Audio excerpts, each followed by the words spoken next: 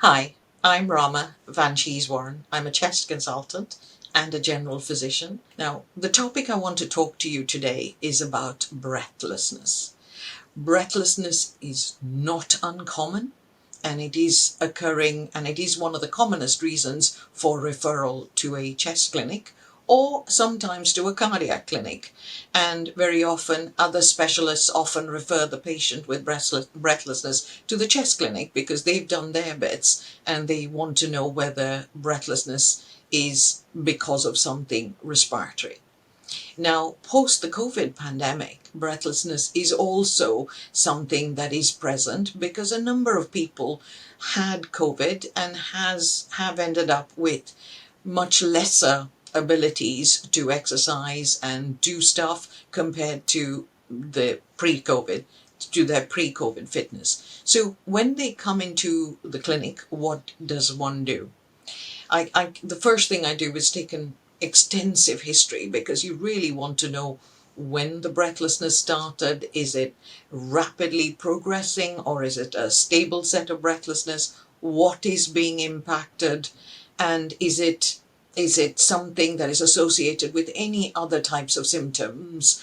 Because breathlessness can be due to five most common causes. It could be due to any problem with the lung. So the lungs can be divided into breathing problems, as in windpipe problems, or it can be lung issues. So something that is occurring inside the lung can be the cause. So important to understand what that might be. Scarring can occur, or asthma and COPD.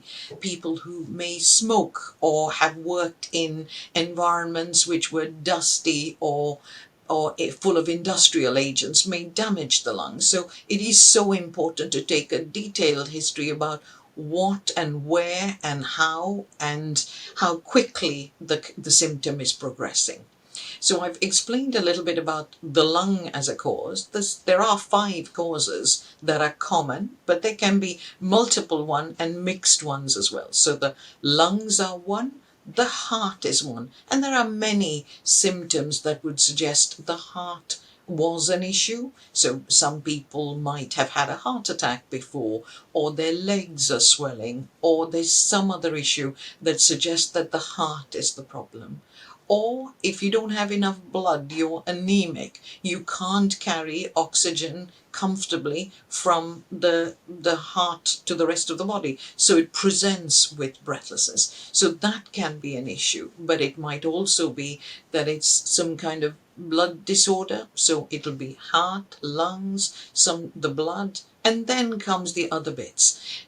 Deconditioning can be something that can contribute to breathlessness. So if one has ruled out all of the structural or objective big organ problems, one then thinks of, well, is there something else? Are they just reducing the amount of activity? A number of people during the pandemic were not able to go out and therefore either gained weight or became more deconditioned. So those are the other two that can contribute to breathlessness. But breathlessness can also be a symptom of other kinds of things like acid-base problems or other types of conditions where the maximal delivery of oxygen to the peripheries isn't good enough, and therefore it is presenting with breathlessness. So breathlessness needs this extensive, very detailed history and then an examination. And the examination is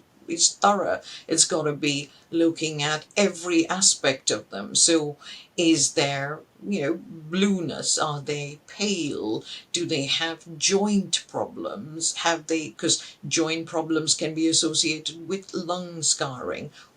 What were their medications? Medications can cause breathlessness because of side effects of them, or because they cause wheezing or some other aspect that is not quite right. So important to take that history, including how and when it occurred, and the medication list, and the family history of all of the problems, and all of the other organs. Because if you say are bleeding because you've got a tummy ulcer, the blood goes down, and therefore you present with breathlessness because you're anemic. So it's a detailed, very, very thorough history, and then examination of every aspect of you, and then imaging.